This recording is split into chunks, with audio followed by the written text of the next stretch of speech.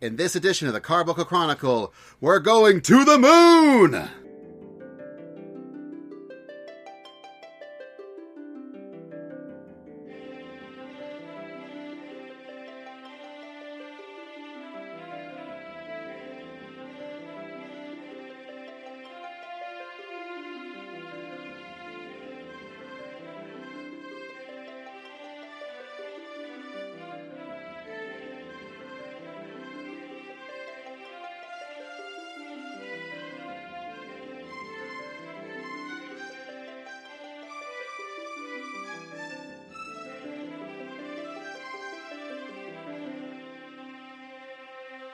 Welcome, folks, to the Carbuncle Chronicle, your podcast for everything awesome in Final Fantasy XIV. I'm Basil.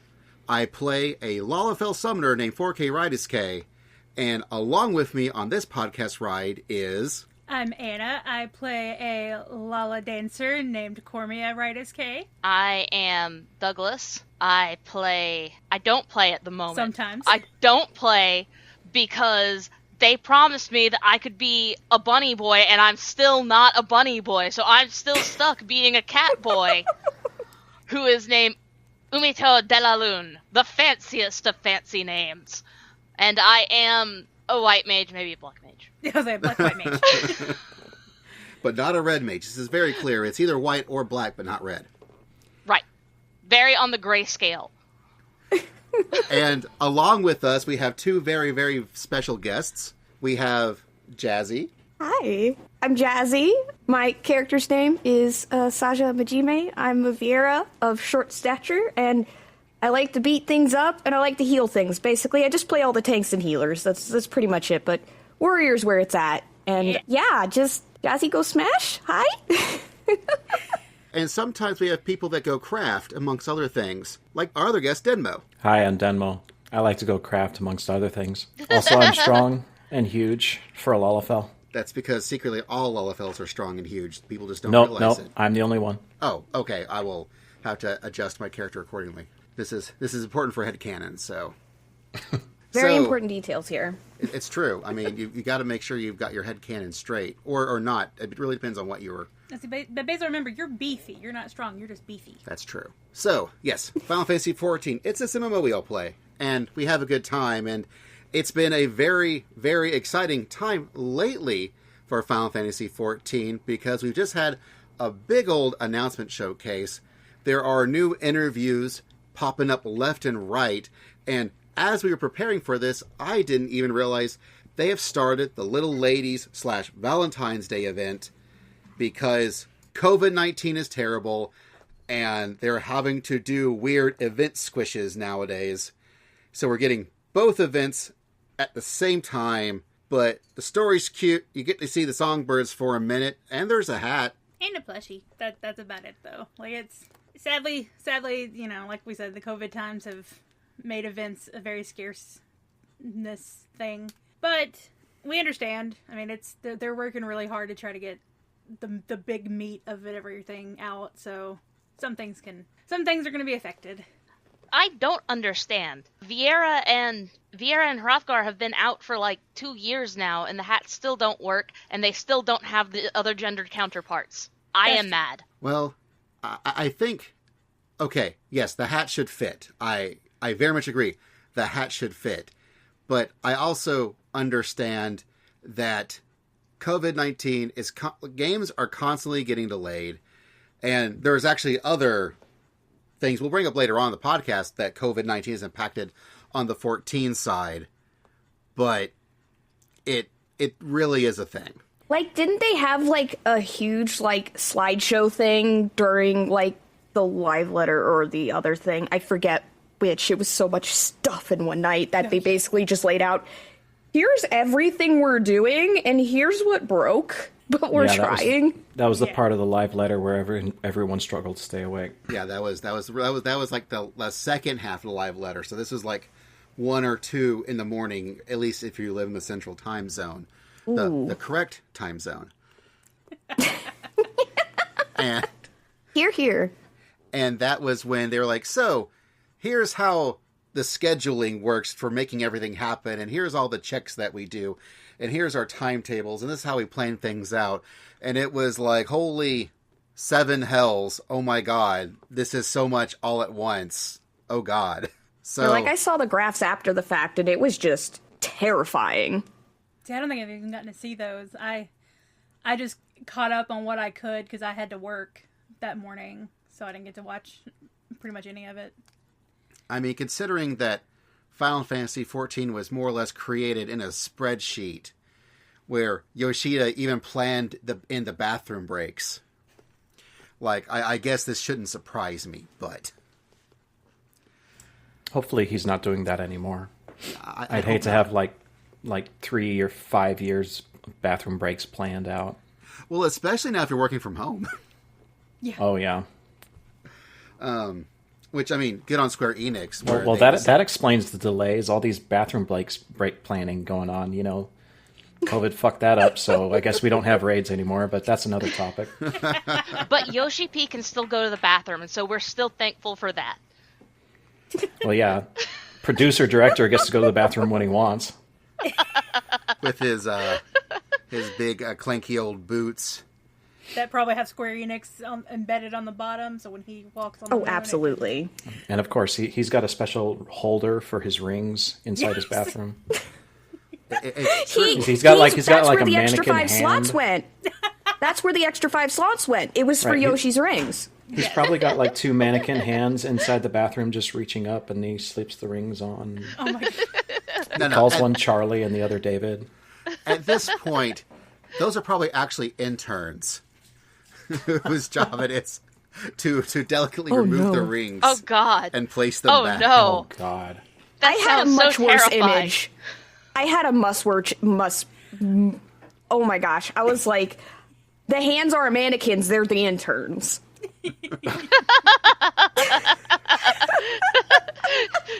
Yoshi those are the hands of the interns that crossed Yoshi P. Ooh. You were Yoshi too P. vague There in we your go. planning there. You He were no too vague in your longer- plan. Those are the people that still ask for butt sliders.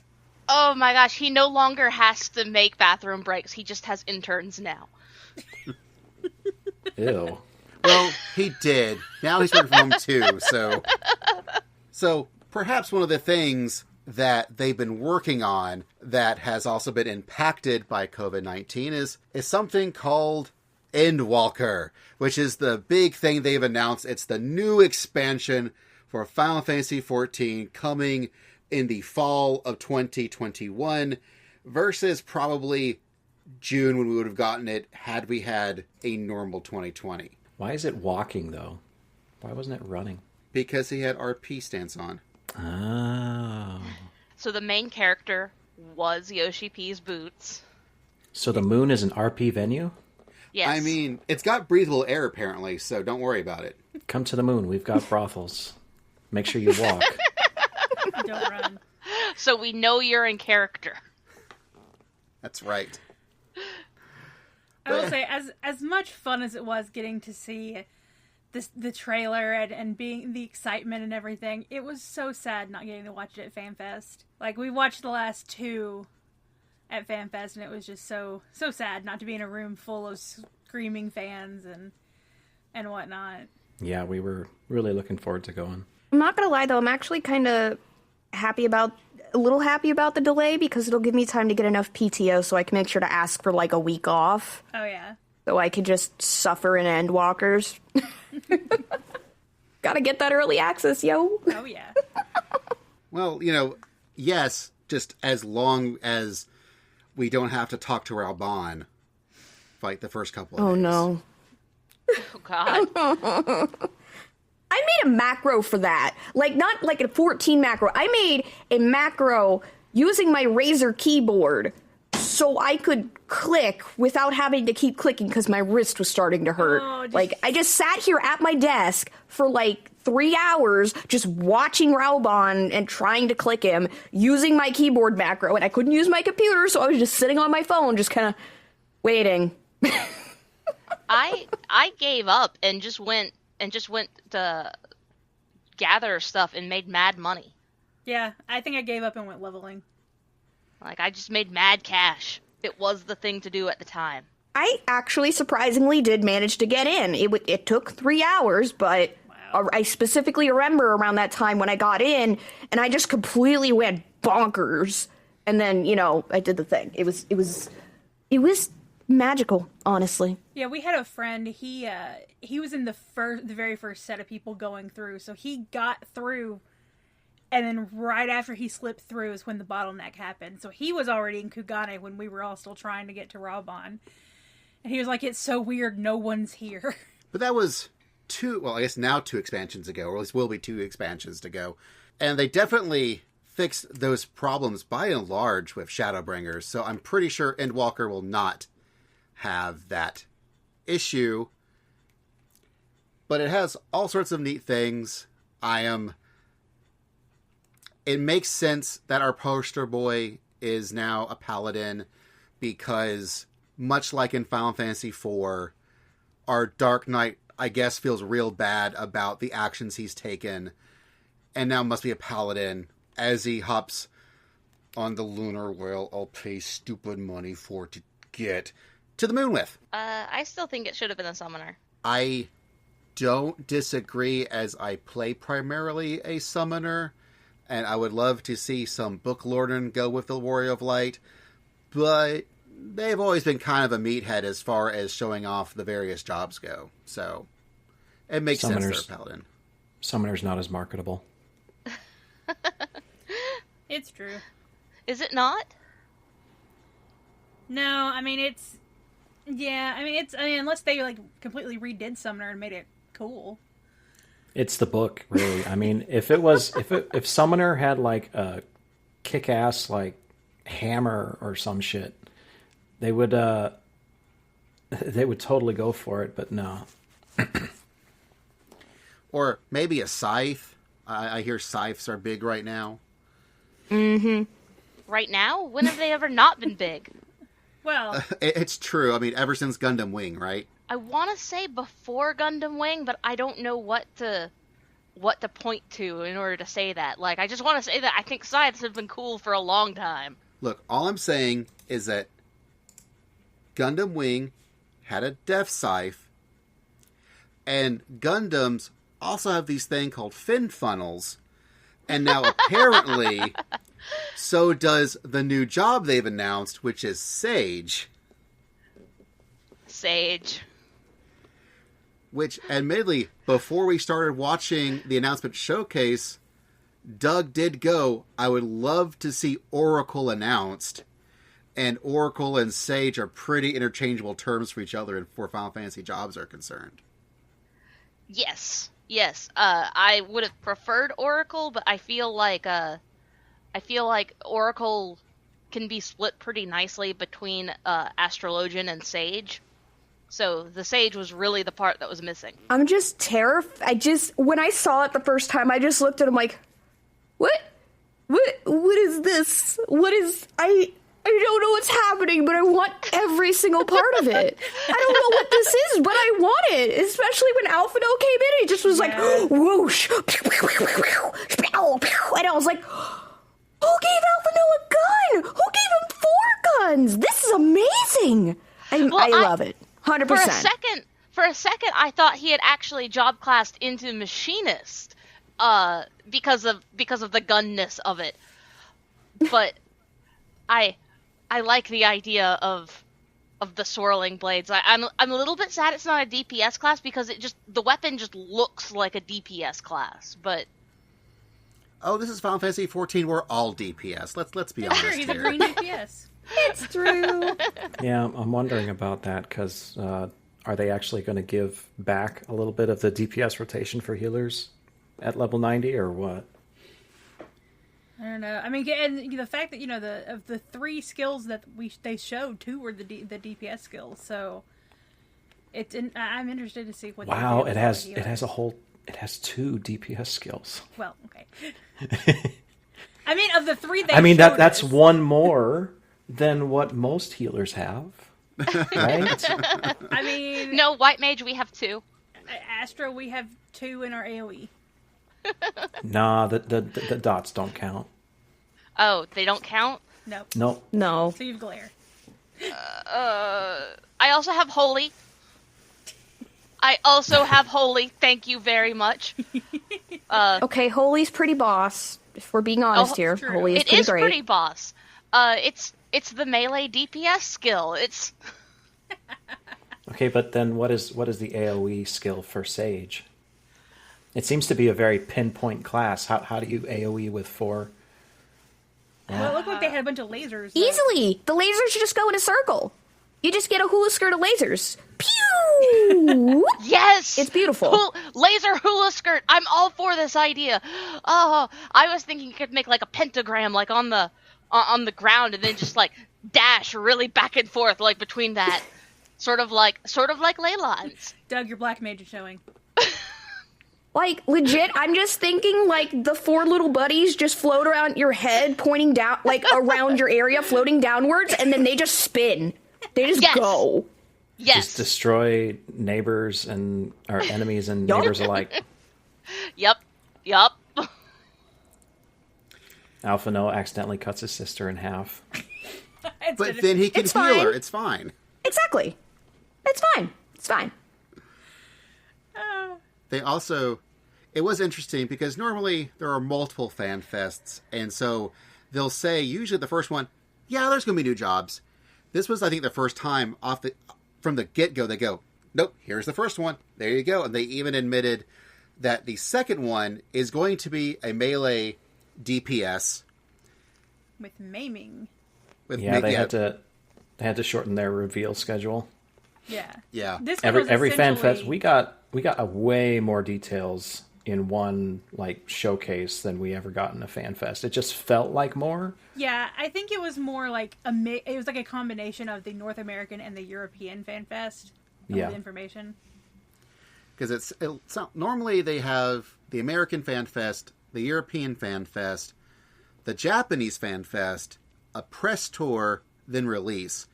So it feels like we got announcement showcase, digital Fan Fest, and then I'm assuming there'll be some sort of press tour. Yeah. Well, I hope they still have more information to reveal because they Oh didn't yeah, well yeah, reveal. FanFest will give us a lot. They didn't reveal Bunny Boys, and I'm going to be very disappointed until they give me Bunny Boys. But Well, did they reveal Vieira right away? I think it was. No, Vera was not revealed until Japan. Yeah. That's when we got that trailer that had the Vieira dancer. Yeah. Right? So yeah, we got Vieira males to look forward to probably. And also the Lion Ladies. Let's not forget Lion Ladies. Lion ladies. I personally am waiting to be a bunny boy, but I accept that other people want the Lion Ladies. that said, we did get a shirt. We got 2 shirts. That's true, we did get 2 shirts. The first shirt was the biggest troll. Yoshida is the biggest troll for us. I love it. That was so good because, like, I didn't even, like, legit, I didn't even look at the top, no comment text. Like, I was in on that image, but it was so faint you could barely see it. And then I was on Twitter and then I looked and I'm like, oh, I see. And that's I see, how you Yoshi. know, like, this community, no one cared. The second he comes out, everybody's like, shirt. We're gonna look, what's the shirt? What's the shirt? We're looking at the shirt. And no comment. No comment. But the second one, we get Skeletor. Yeah. Yeah. They, and it's, I feel like he even did this on purpose because it's like, look, you could go either way with any of these shirts. They're all death related. They all have Grim Reapers and they all have scythes. So I'm like, okay, Necromancer, okay, scythe something or another. Like, I'm like, this is mean. You knew exactly what you were doing with this. I don't think it's Necromancer, and the chief reason I don't think it's Necromancer is because as soon as he came out, him and Koji Fox bantered a bit, and they were like, could it be Necromancer, Yeah. maybe? You know. He could have been playing us for the fool, though, for all we know. I know Templar Yeah. Knight has been a really popular theory. Yoshi Templar. also has said that we'll never be necromancers. I think that, are you sure? Or was that like something that was in the Larry Zor video that he just came up with? No, I'm pretty sure that I remember Yoshi P saying at a fan fest at some point, like a fan shouted something, and he just was like, "Oh no, we'll never do necromancers, because the Warrior of Light's a good guy, and raising the dead isn't a thing good people do." Right. Well, I mean, that sounds like. and I almost feel like they like counteracted that though, because we had that necromancer boss who was a warrior of light. But I guess they aren't necessarily. I mean, you could argue they're not all good guys. I guess though, it gets a little weird. But I also think they've done a really good job of giving us jobs in ways we did not expect. I still think my favorite job announcement might still be Astrologian, just because it's a very 14 take on the time mage concept, where it's still very round with the astrolobes, and it's still looking kind of like clocks, and it's got gravity as its AoE spell, and it deals with like the stars and things, but it's not a time mage, but it kind of evokes a lot of those time mage feelings. So Just a little bit. Just a little as a treat. I know why they didn't do Time Mage, like, specifically, but I kind of wish they did, because, I don't know, I just really liked it when I played Final Fantasy Tactics. Casting haste on your guys felt like the best thing ever. Mm-hmm. I understand it from a design standpoint, but yeah, it still would have been cool. But yeah, I think someone did a search for The Filth and the Fury, and I think it was a movie, and it was directed by someone named Templar, which is why they're thinking it might be Templar. But I could also... That's a stretch. Well, so was the Sam Raimi for Spider-Man shirt for Samurai. Oh, yeah. Yeah. That's true. Oh, no. That's why people are really no. trying to get into Yoshi P's brain now. We're like, okay, we know how he thinks. Oh, and let's no. be honest, the reason we're not getting Necromancer is he knows that some of these fangirls are going to go out and try to raise Harshafont. Yeah. Yeah. Yeah, if we can't raise Harshafont, that's a problem. Hasn't stopped some people. It's true. I mean, I don't know. I could see maybe the job being florist, because a lot of these shirts deal with death, and it was a very popular anime. It was voice croits back in the day, where they were assassins, where they were also florists. So maybe the job's a florist. I mean, they did give us the florist housing. You could be onto something. And Eris was a flower girl. Oh, no. Like...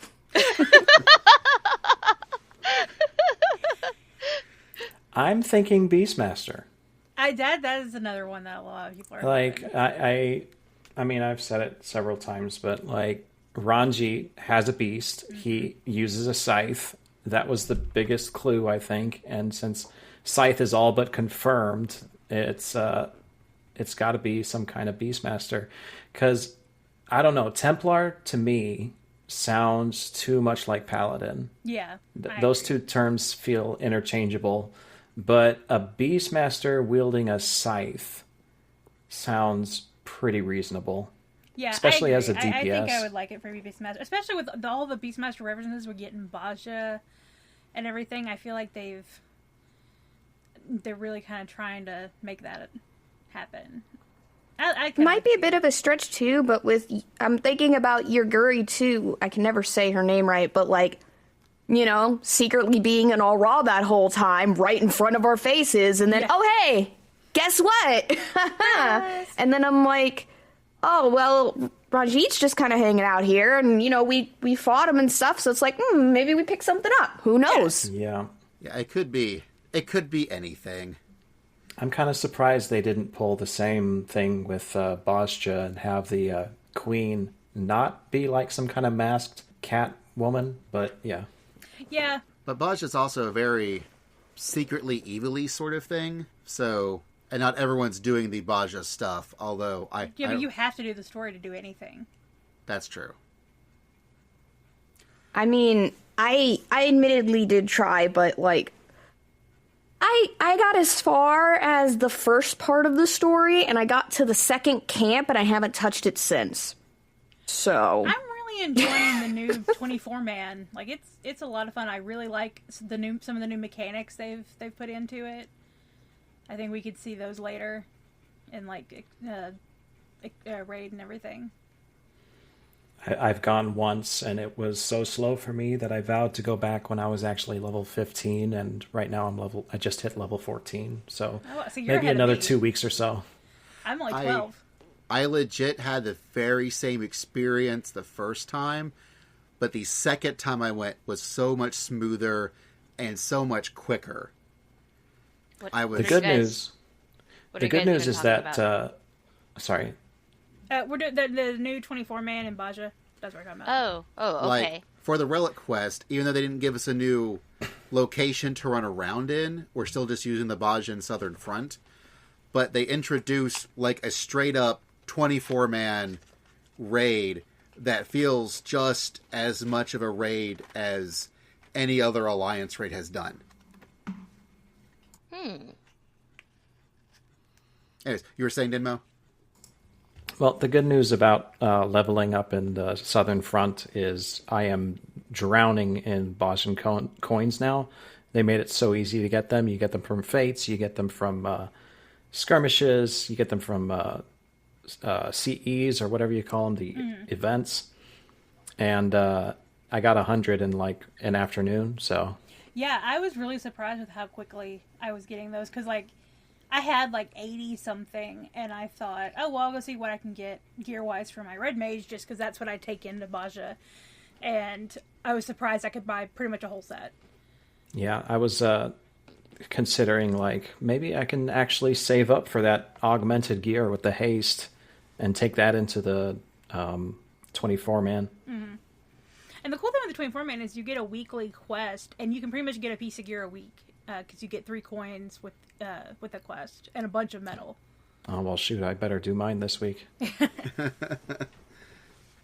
But, speaking of story, we are getting more story, because, of course we are. It's a Final Fantasy game. And they even gave us some questions that the expansion is going to be answering. Because it's the big finale, the big rumble. Zodiark versus Heidelin. Sunday. Whoa!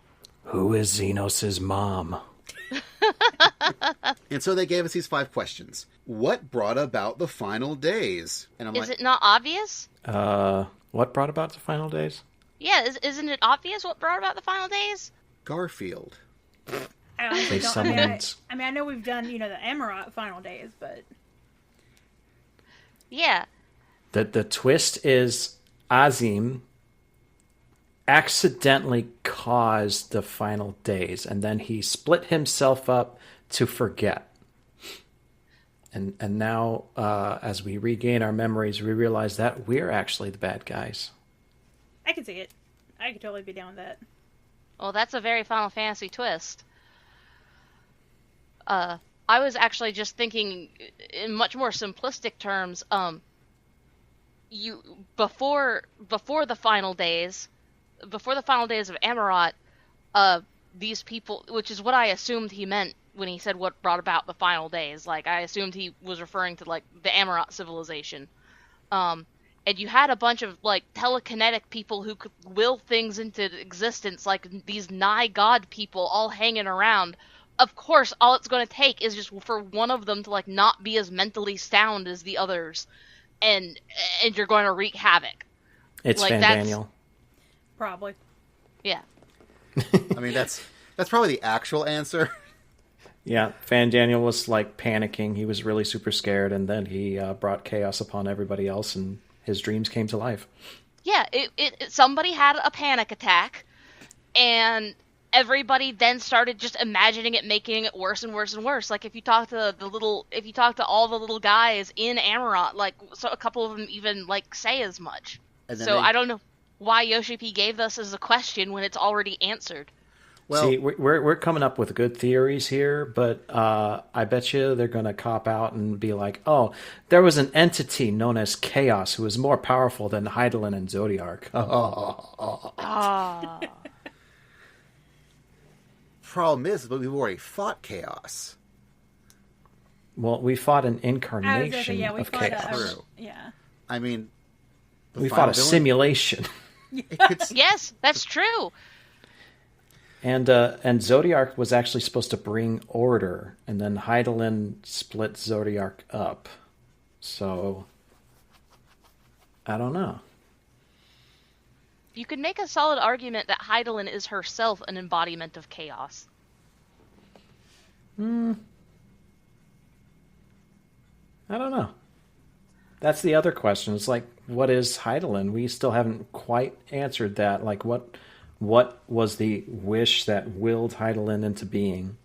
And were the people who brought about Zodiark actually tricked, or was there something else? Yeah. Those are very good questions. what I thought was not such a good question, but we're going to get the answer anyways, which is, what is the Garlean Empire's fate? They're going to get hosed.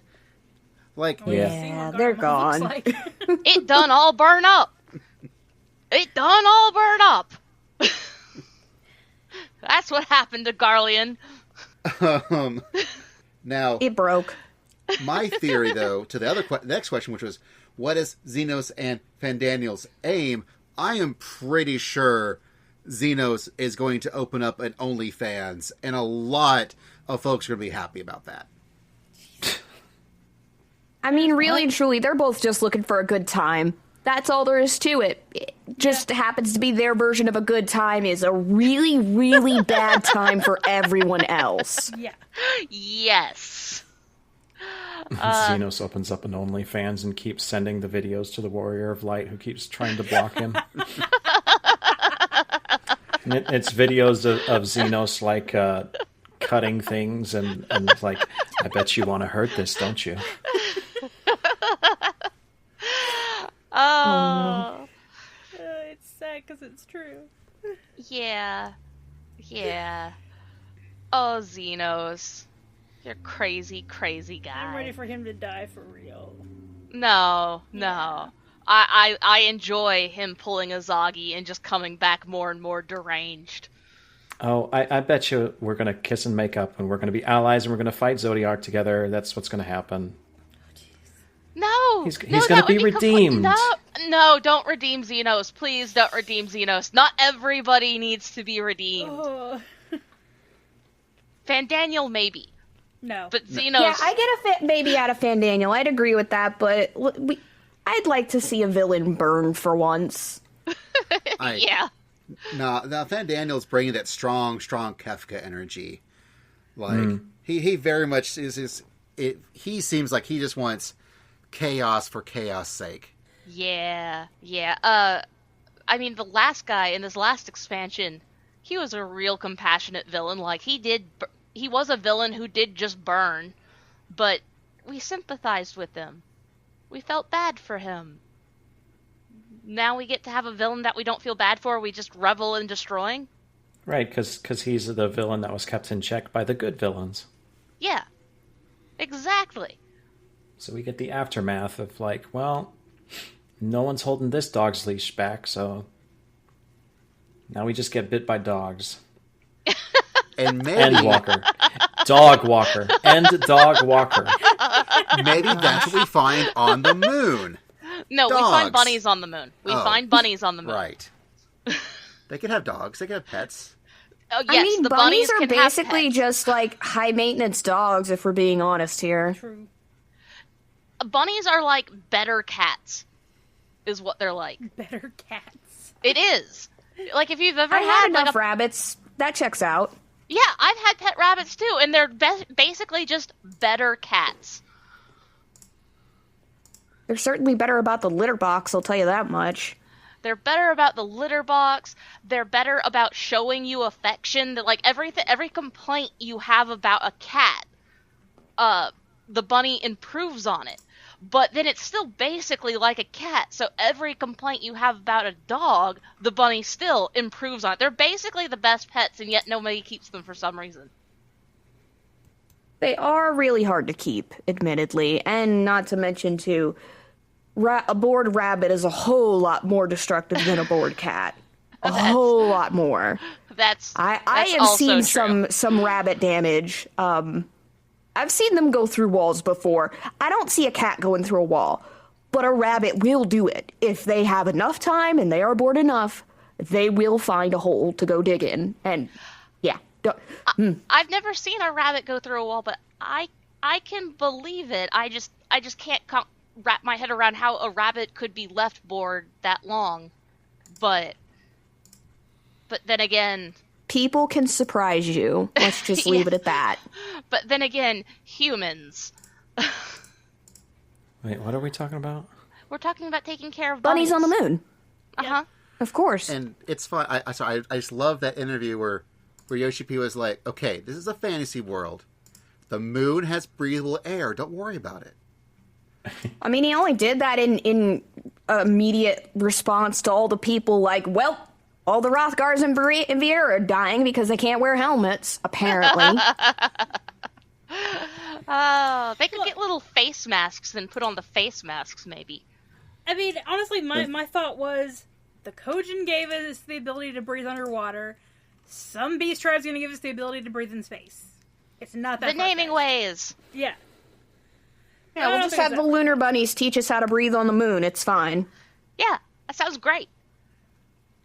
Oh, and they'll feed us mochi. They'll feed us mochi. Oh, it'll be so fantastic. I want to go to the moon. We could take all of our mochi pounding skills to use. Finally. Year's event, man. That's what it's been preparing us for. I mean, we're pros at it. I mean, some of us have been doing this for years. We pros at it. Like, let's go. I'm ready. I'm always ready for a good pounding. Oh yeah, baby. Oh, I want all of those things. All of those things that you have said. Now, some of the things that we do know, or at least places we are going to go, we are finally getting to find out where they make all of those Favnarian dresses. Yay! I'm so glad. I like the new area. As a crafter, I've always heard Razathan, or however you say that, so much. Oh, they make all these cool stuff here. Oh, look at this particularly fantastic special ingredient that you can only get here. And I'm like, finally, I can go there and get this from the source myself. Let's go. Exactly. Biggest importer. Finally. And it'll still cost you poetics. It makes sense. I mean, thinking about it, where we all thought at first maybe we were going to go to places like Alamigo for the first expansion, but instead we went to Ishgar and all those places, only to then go to Alamigo in the next expansion. Then after that, we suddenly go to the first, we get isekai'd, and I was like, oh, okay. And they're like, now that we isekai'd you, now, here you go. Favner. Razathan. There you go. You know we know you wanted it. We wanted it too, but you had to take a detour first. And once again, we get to go to Garlemald, but that ain't the Garlemald I thought we were going to get to. Instead, we're going to go to a garbage dump. Garlemald It's crispy. Bring your marshmallows. I mean, they gotta give something for the crafters and gatherers to do. We gotta restore Garlemald now. Why? I could see it. Why not? I hope it's more of a Ishgard, no, not Ishgard, Idleshire type of restoration that just kind of happens. Yeah. Because honestly, I hope we get different crafter gatherer stuff. I've been wanting some kind of PvP related thing where it's like what you craft has a more immediate effect instead of just grinding out for points, you know? Yeah, that would be really interesting. Like many everybody makes bricks crafts, like not huge difficult crafts, but it has all the expert mechanics, and you have to craft a cannonball and shoot cannons, you know? That would be cool.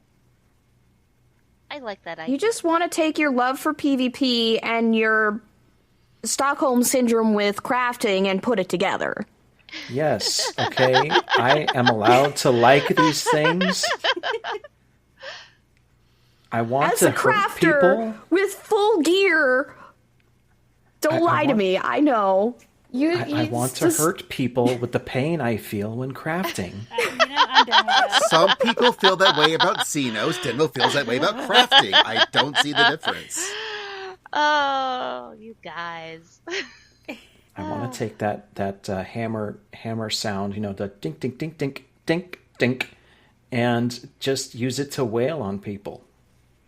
Yes. Did you see that Twitter post about how a bunch of people in Diadem got enough people together to actually take down mobs with their freaking auto attacks with their crafting weapons? That's amazing. I was so proud of them. It took them 2 hours or something. I still remember they did it. After that Lalafell March for Charity Denmo hosted, at the very end of it, Odin popped up. And we just threw Lalafells until Odin died. Oh, wow. I almost forget that. Lalafells are easily the most vicious race. Yeah. It's because we lull you in with our cuteness, and then we bite your ankles. I still remember back in the day, I was trained how to do Titan Extreme properly by a crowd of rabid Lalafells that just, grabbed me and then took me into things. I think she's talking about us. Yeah, that was us. No, this wasn't you. This was before you, although I think it eventually became you. Kidnapping by Lalafell. Classic. It's like a 14 rite of passage, practically. I mean, yeah. As we take you to our new island sanctuary. Animal Crossing. Stardew! Yes! I'm so ready. I'm tentatively excited. I'm curious about how that's going to work, about how the whole thing is going to work with the stuff that already exists in game regarding gardening as it currently exists. Is that going to see a whole bunch of expansion done to it? I hope they're going to revamp it. I really do. But otherwise, my question, more so, is do we each get our own island, or are they Yeah, I think there's an instanced area, kind of like your house. You go into it, and it's just you.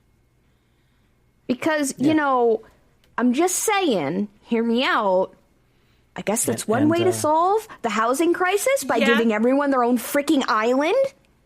Animal Crossing. Just saying. Animal Crossing did it right.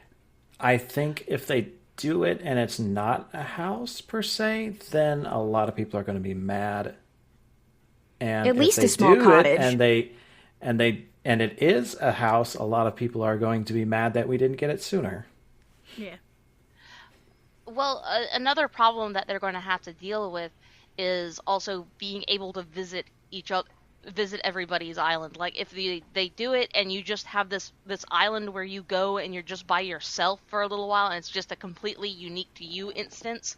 World of Warcraft already did this little experiment and people did not like it.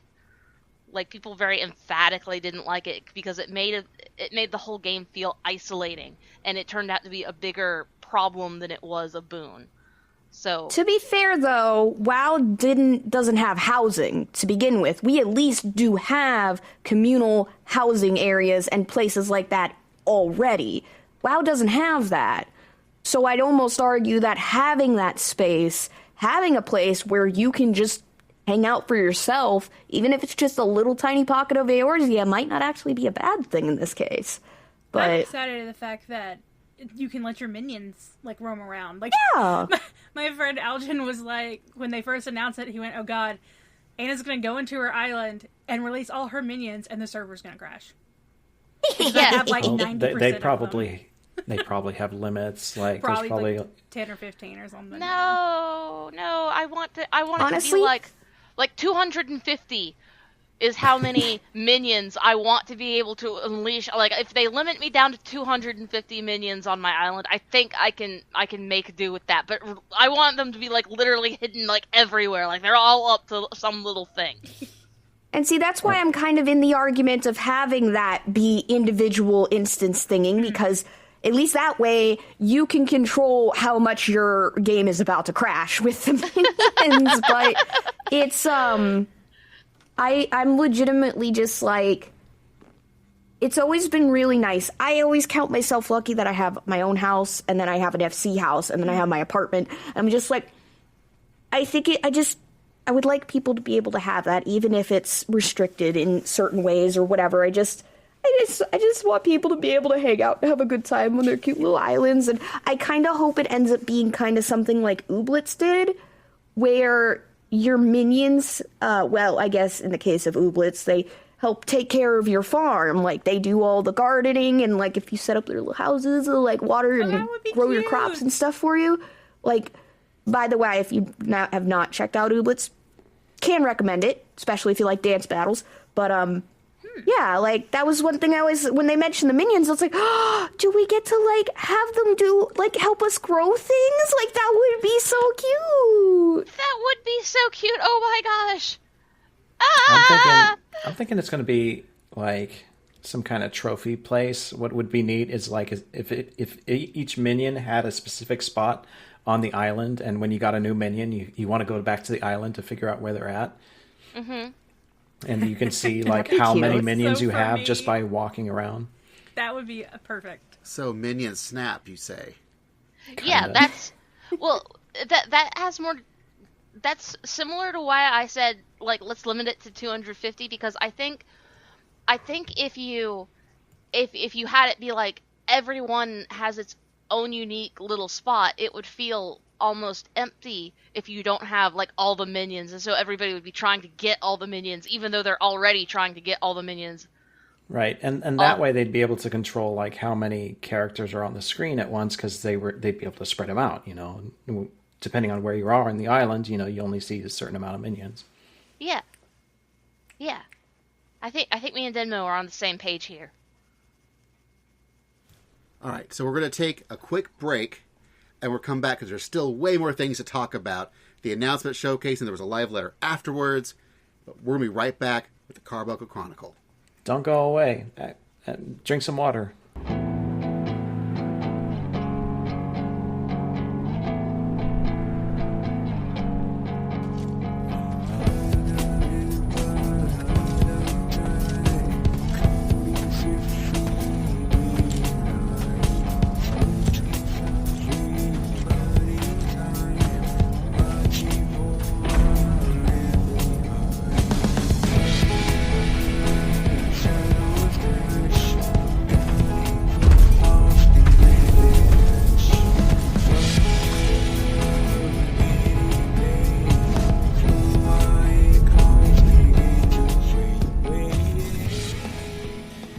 And we are back talking about the Final Fantasy XIV announcement showcase. We found out all about the expansion Endwalker, but also we're getting our first stat squish. I'm so proud. I'm so proud. Golly. Warrior of Light needs to be nerfed. I love the image that everybody's like. It had Koji and Yoshi P, and then the slide in the back that's like, just because your numbers are lower doesn't mean you're getting weaker or something. I love that they had to stress that it's literally just they're just chopping the zeros off the end. Yeah. It's not even like everything's fine. We're just chopping some zeros off, so it's not like a horrible mess of numbers. It's fine, y'all. Calm down. I liked how it was like actually the numbers are so big that they're already causing so many issues. They are literally breaking the servers. This is Y2K on our servers. We need to do something. Enjoy your tiny numbers. You'll be fine. It turns out big numbers are bad, really. But I do remember hearing from Doug's husband, Barry, where they start going into detail about the numbers and stuff, and that's when he lit up. Yeah. Yeah. Like, that's when he was like, oh, now you talking my language. Numbers. Yes. Like, we have so many engineers in our FC, and at that point, they all were just like, yes, give me more. So numbers, you say? Yeah, I like the highest HP for one of the, like, was it one of the bosses in 5.5? It's 440 million. You're like, oh god. Yeah, something like that. Like, it was just gargantuan, and it was causing problems with, like, enmity enemies figuring out who to actually attack. And it was, they're having issues with, like, the text on the screen flying around. Like, they're just, oh, God, this is just getting... Because I know that one of the big things that they had announced previously for Shadowbringers is they made sure that they could handle big numbers. And I think it was a little bit of a Pandora's box. They didn't realize they were opening with that. Yeah. I just like that the tanks are now generating so much hate. It's breaking the hate system. Like, how did you guys not consider that? Well, from what I gathered from some friends who like do coding stuff, it's less of a thing and more of like an eventuality. If you have something that's slowly growing over time, eventually it's going to hit a point where it just can't. And there's not like a way to kind of stop that, and eventually it's pretty much a guarantee that it's going to happen. Is what was explained to me about how the math works is it's just eventually you just hit the point and then everything explodes. Like, as much as I enjoy my 140k crit standard step, I can let it go for the sake of the servers. And I also kind of wonder if we won't still get similar numbers by the time we hit level 90 and we get all our stats boosted from the gear that we get from the various content. I have a proposition to make for you guys. I think this will be completely fair, and I think everyone will be very happy with it. But I think all of the Warriors of Light should get nerfed except Black Mage. And I think for Black Mage, it should just be like a visual thing. Like, not even an actual game mechanic thing, but even just, like, for a video thing, they should just add on a couple of extra zeros for us, just so that we can see it. Just so you can feel good. Yeah! Yeah, I'm down for that. Like, just make the laptop shake a little bit more when I hit my explosion. You know what? Make my numbers you need bigger, to play like... for PS5 with the controller and everything. That's what it is. Make my numbers bigger, like not like actually bigger numbers. Like, just make the text on the screen huge. Yes! Yes! That is what we need. Actually, just skip the numbers for Black Mage. Just have really big booms. Just if you double crit on whatever strong spell, it the number just breaks out of your screen and just falls into your windows and everything's on fire. Yes, that's what we need. Oh, then we put it in ice, but it's still on fire, and so while it's on fire and frozen, we electrocute it. Yes, that's what we do with the numbers for Black Mage. I would also accept, in lieu of numbers for us dealing damage, may we get like the equivalent, like a personal trainer going, yeah, you're doing real good. Yeah, you're taking that boss down. Good job. Keep it up. Also, I'd like to re-stress again that I am a white mage main. Sure. Uh-huh. That my main is white mage. Uh-huh. My main is not Black Mage. My main is white mage. Yeah, sure. I just want everything to die in fire. Is that so wrong? Well, speaking of things that are dying in fire, I am glad that now that we let Norma have a raid tier to do design work on, belts are done. Belts are gone. No more belts. Okay, why have belts persisted this long anyway? Okay, so in 14.1.0, belts were an actual visual equipable thing. Mm-hmm.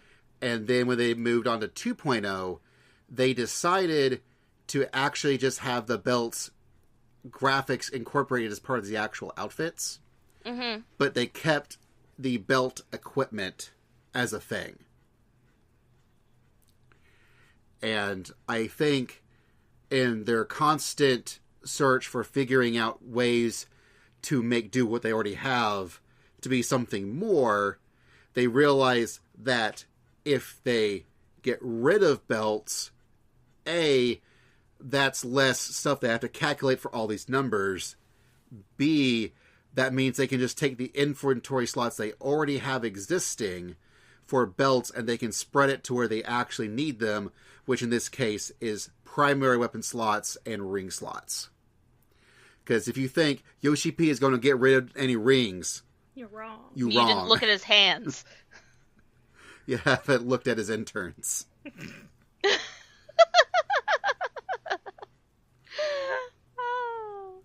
Those poor interns. They like it. But yeah.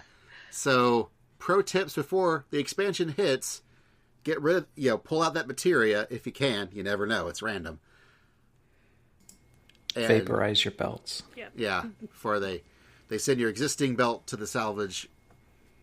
I want to say salvage mander, but that's a different thing. I seriously hope that they change the Calamity Salvager outfit to just be a belt outfit. Yes! That's where all your belts went. They just wear belts now.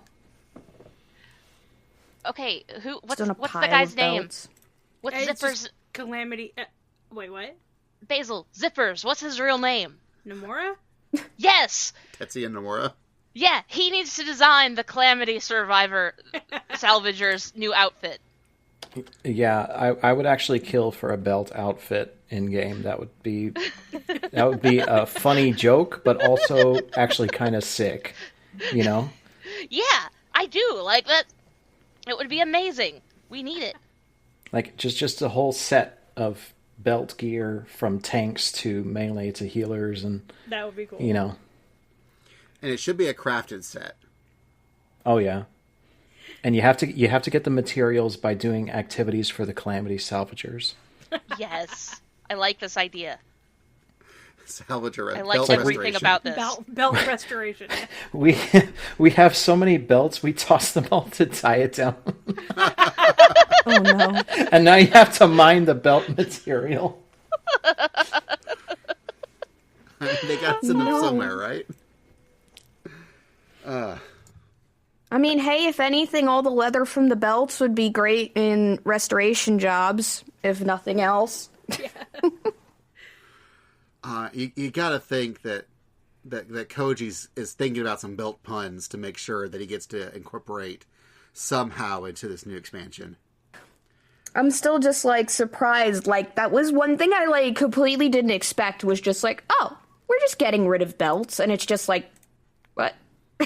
Yeah, I was like, oh. Excuse me? Okay, cool. I kind of wonder if they were like, all right, we've got to do the stat squish. We gotta. And it sounds like, why don't we all just get rid of belts? And HP's like, yeah. Why don't we just get rid of belts? Who needs belts? You know who doesn't need belts? Xenos. Xenos doesn't need belts. Does Xenos not have any belts? I don't know. I'm gonna have to. You're gonna make me look Don't up his actually character think design. he does. He Make me thick. look up He and don't see need if belts he to hold belts. up. Sick, yeah. You know, he just needs everything is supported by the sounds of his... By the shelf. And his ass Okay. claps. Anyways. Oh my god. But No. with all these, changing of stats and things, they're also doing things that we also didn't think possible, like the data center travel. Yay! That would be fun. I'm super stoked for this. Yes. For a number of very personal reasons. I really, really think we need to get the face army going again and just go everywhere. Well, when they enabled so prior to world server transfers, I just had a whole bunch of alts on all the different servers where I had friends, and I just kind of accepted that none of the alts were going to get anywhere. But Big mood. Mm-hmm. But afterwards, I just now have the 2 characters, just 2. And actually, all my friends on, I've kind of grown distant from all my friends on the Aether server. It's Primal and Aether, right? Well, now Yeah. there's... And Crystal. Yeah, and Crystal. And Crystal. Yeah, Yeah, but all my friends, I've kind of grown distant from all my friends on Aether server because I've been playing on Primal, and I just didn't have enough heart in me to keep going on 2 characters. Like, that's 2 characters that you have to level up to 80 and then do everything on. And yeah, that's a pretty big reason I put Mr. Face down for a while. Yeah, it's too much to do on 2 characters. But if we can do entire if we can data server transfer just for like a day and then back, I can be friends with them again. I can see my friends again. Yeah, and it's like, I just recently made some friends, and it was hilarious because we had gotten all hyped to play together. We were so ready, and then he went to go add me to a party, and he couldn't find me. It was only then when it just never clicked for us to even check our data centers and our servers. We were just so hyped about playing together, and then we realized our mistake. And you can't even argue like doing jump pots and stuff are a good thing, because, you know, if you want to do a story skip and a jump pot, that's like, what, it's $60 or $80? It's like, I love my friends, but no. Yeah. Yeah. And it still won't get you to where they probably actually are doing stuff. Exactly, because I'm going to be honest, what ended up happening is me and that friend did working out. I did actually end up getting a jump pot, but I'm still having to go through the entirety of Shadowbringers just to get where they are, which at this point is a lot. Yeah, like I have some friends on Aether, and I did the same thing. And I feel awful because I haven't been on that character in months. Yeah. Just because I've had so much to do on my main on Primal, and so... And, you know, we've got some friends from another podcast, their Impact Anime, and they started playing 14, and I was really, really excited, and they made some alts on Leviathan, and I was really, really excited. And the next thing I know, they're all playing on Crystal, and that's where they're really playing, and I got very sad. And they're all Lolafels on that one. And they're all Lolafels. And I'm like... Oh, man.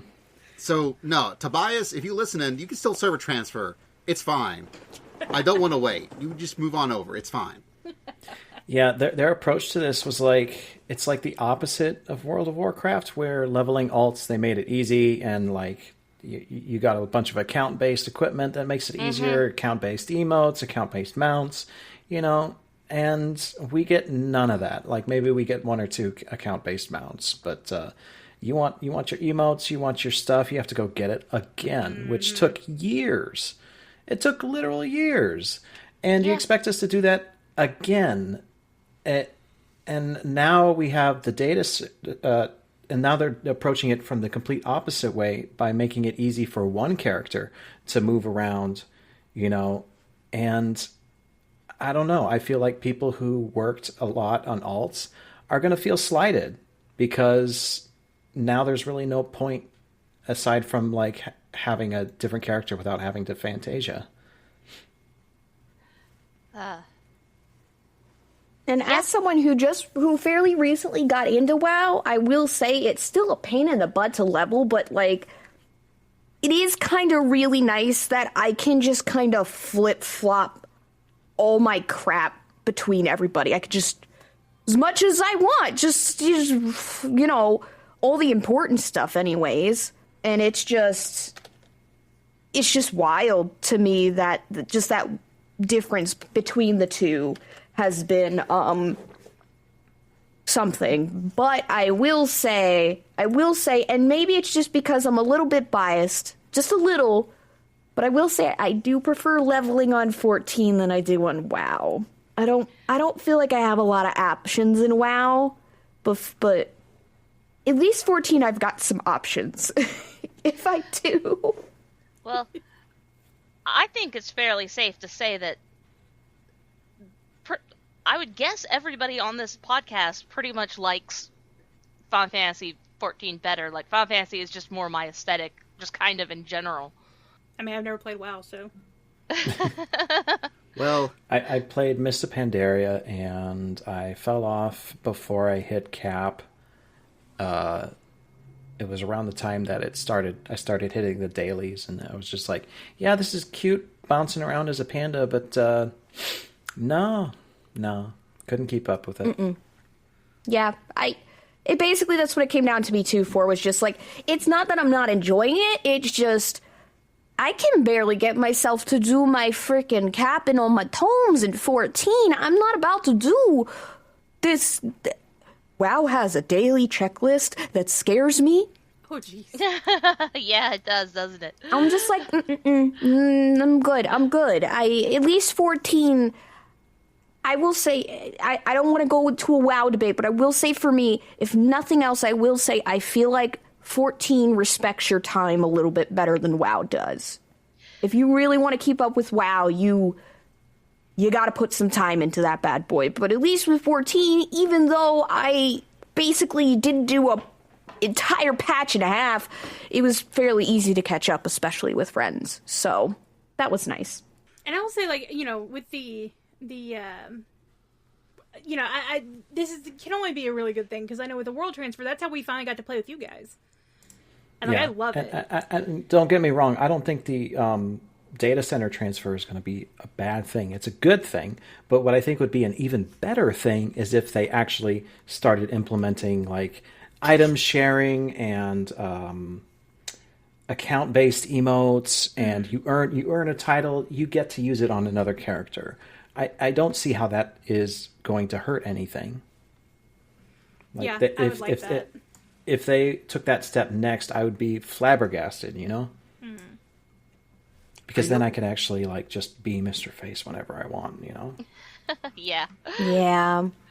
And I would agree with that, like, 100%. It's like, I get that I get how they're doing it, and it's not really an alt-based game, but it would be really nice to, like, not feel punished for wanting to have an alt because of how much there just is, and just, it'd be nice to share a few things. I'm not even talking inventory, multi-boxing, but like mounts and achievements and like that stuff being account-wide is honestly by far my favorite thing about WoW. Just, I can go make a new character and I don't have to go do a whole bunch of stuff. I can just go ride on my gigantic chameleon rainbow fey dragon, no matter where I am. And I'm down for that.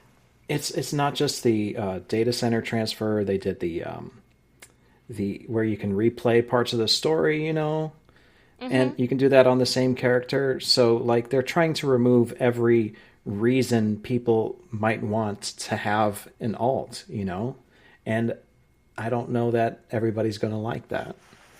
Well, I think it all probably still stems from the idea that you can level every class with the same character. Oh, no, it goes deeper than that. It's conspiracy. They probably don't want you to have that many characters. The people who have, like, they pay extra to have that many character slots. They actually, Square Enix doesn't want you to do that because that hurts the servers or something. I don't know. I bet that's true, though. I bet this could be part of a big Yoshi P conspiracy to eliminate all alts all the time. You only have your main character. Like, I bet you that if Yoshi P had his way, we would all only be playing one character. There would be no alts. Yeah, Yoshi P secretly alt hater, and nobody's called him out on it yet. But when they do, all will be revealed. Alt will be revealed. We're doing it here. We're doing it now. We're calling him out on it. And the resolve to point out that the only alts that Yoshi P wants are Dave and Gary, his two interns. Those are the only two alts. Yoshi P, Koji Fox, we're calling you out right now. If you must answer within 24 hours, or we will release secret footage of Dave and Gary to expose you. Oh no. Yeah, sorry about this, Jazz. We didn't want to tell you this was actually the secret plot, but anyway, so we're getting Star Wars characters in Final Fantasy XIV, like Max Rebo, aka we're getting elephant folks, and that's awesome. Awesome. Who's Max Rebo? Next topic. He's a character in Star Wars. He's an elephant guy. You're talking to someone that hates Star Wars, basically. I don't hate Star Wars. I just only think that it's good. Look, you and Jazz will get along. Yeah, we said this basically. Like, Doug and Jazz would be best friends. Yeah. This friendship starts now. It's true. I'm already in. Like, I didn't even realize it, but somehow we were already following each other on Twitter. So, like, the friendship cemented at this point. But as someone who has dealt a long time with furry artists, all I have to say about this new Beast Tribe is I do not like the proportions. They annoy me. They don't. It just. Their heads are just too small. Like, I can't. Like, they're. I don't like it. This is my art part coming out here, but I'm just looking at them like, there's so many ways you could have done this, and you went the wrong way. I'm sorry, but you did. I can't. And I love elephants, but I'm just like, no. Well, I really like elephant aesthetic, and yet somehow these didn't come out right. Yeah, and I mean, technically, like, legit, those proportions have been out since Stormblood. I know, but they were just enemies. I didn't care at that point, but now, like, I'm gonna have to go see these heckers every day. This is a problem. With these ugly enemies that I killed. Basically, gosh, if only. Gosh, I have to do this every expansion 3 times. God damn it. I also like. I'm looking at them again, and I'm just mad all over again. I pulled up a picture, and I'm just like. Well, maybe they look better when they're animated, like, because I felt that about the Kojin. Like, I was angry about the Kojin, like, but then when they're actually moving around, it's okay. Or the Voth. Yeah. Well, I knew the Voth from Final Fantasy XII. I knew they were going to be amazing. I love them. Oh, that's true. They were taken straight from 12. I forgot about that. And speaking of folks taking stuff straight from Final Fantasy, as it turns out, the designer of Anima Final Fantasy X just so happens to work for the 14 team. So they were like, yo, you want to design Anima again? And they were like, hell yeah, I'll design Anima again. I'll do Anima all day. I'm sure that's exactly all blessings upon Mama Anima. Heck yeah, let's go. I also like some of the other announcements, like, hey, we're going to do new dungeons. And I'm like, yeah. I'd hope so. that makes sense, yeah. Good job. I'm glad that we're doing dungeons. But admittedly, I've also been really liking a lot of the dungeons they've been doing recently. So, on that note, I was actually relieved because I was a little bit concerned that he was going to say that Yoshi P was going to come out and say, "Oh, it's just too much effort to do as many zones as we've been doing. You understand, right?" So yeah, I was really relieved that he's going to give us just as many zones as we've been used to.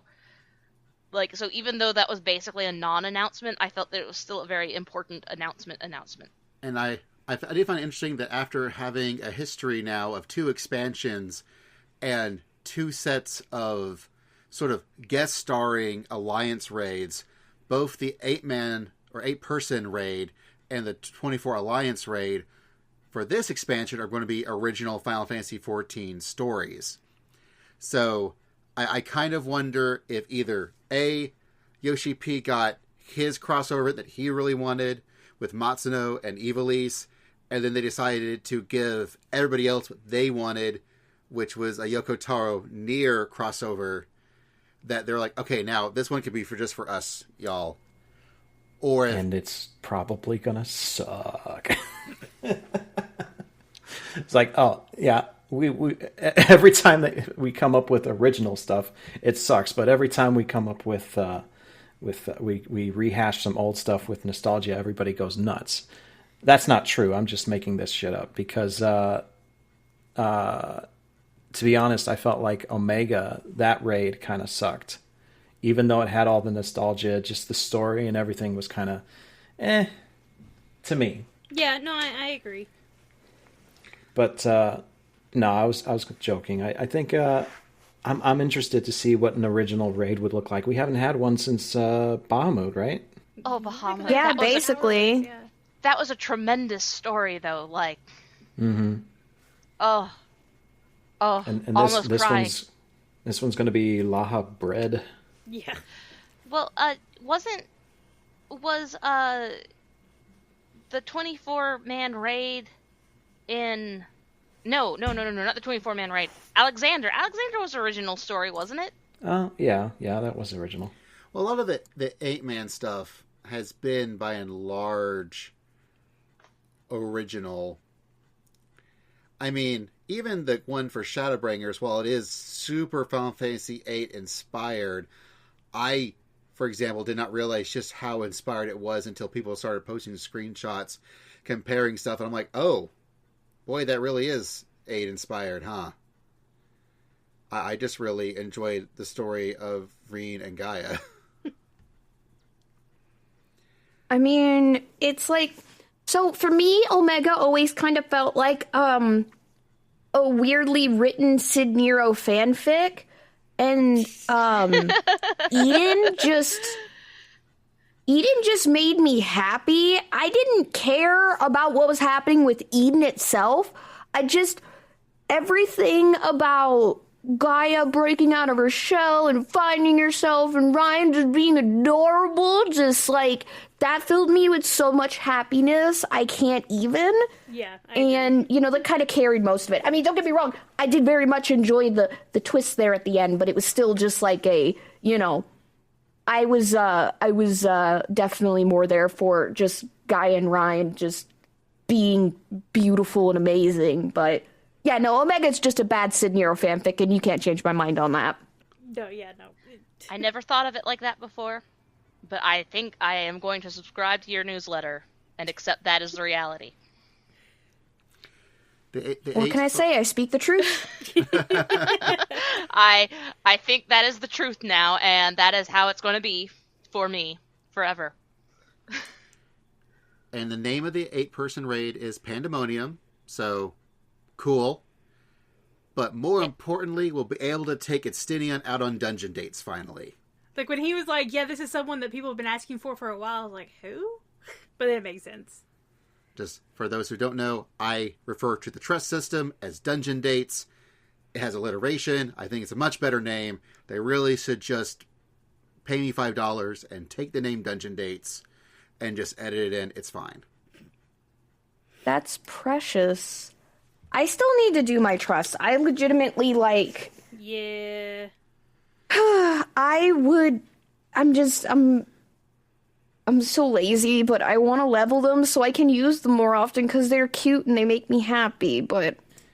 I tried it recently. I couldn't. I did, the first dungeon 5 times, and I made, 2 people level up, and then I was done. Yeah, it's... Yeah, pretty much same. Having to do those dungeons repeatedly is ass. I don't understand it. Yeah, I completely 100% agree. I hate doing... it sounds terrible, I guess, but I hate doing dungeons anyway. I enjoy doing them, for the... But that's the game! Well, I enjoy doing them the first time. I enjoy, if I need to do roulettes, that's fine. But I don't want to sit there and run dungeon after dungeon after dungeon after dungeon. I feel... See, I don't even have that problem. My problem is running the same one. It's so hard to get everyone leveled past the first dungeon. I feel like probably the easiest improvement they could do to trusts would just be to let you do all the dungeons that are already unlocked. So, if you got to 80, you just roulette through. They already proved they can level sync them. Just freaking level sync them and let them get levels, and you just, do whatever dungeon you want. Either that or they even level with you. You know what? Even just better. Let them... Just you carried their memories and their souls through a rift in time and space so that they could live in their original world again, and you cheated death by doing this. Can't you just shove their memories into your pocket and go on a dungeon roulette and then give their memories back to them and they level up? I don't, That sounds I reasonable still, to me. to this day, think that it was poor form that they didn't just have them be along with you. I don't understand why they had to make that another grind. I mean, to a point I do, but I'm also wasn't the whole point of this to, help people? I don't know. And you can't even do older dungeons. Like, give me that much. At least then I could go grind out into the, like, 50 bajillion other different dungeons there are, you know? Like, ugh. I love the trust system. I just want it to be a little better. I think they don't have actual AI is what I think is a huge part of it. Is I think that they actually have a bunch of scripts running in conjunction with each other, but they're not really making decisions. Yeah, it's unfortunate. Like, they may eventually come out with where trusts like follow you around in the field, but that's not going to happen until it's dying, like Final Fantasy XI is dying, you know? Yeah. Is Final Fantasy XI still up? I thought that it was dead. Oh, dead. It's still up. It's still updating, and you can bring all of your favorite NPCs along with you, like that one elf guy and Shantoto. Everyone remembers Shantoto. Yeah. Yeah, and then that cat chick, and there was that other cat chick. Anyway, I didn't play 11, so I don't know any of these people, but somehow I still know Shantoto. That is true. I'm like still mad that they got a better Valentine stuff than we did. Yeah. What? They got better Valentine's prizes than we did for 11, and I'm still salty about it. What? That makes me so mad. Why? Their game doesn't. Gotta find it, but they I think they got was it a mount or something? I forget. Jeez.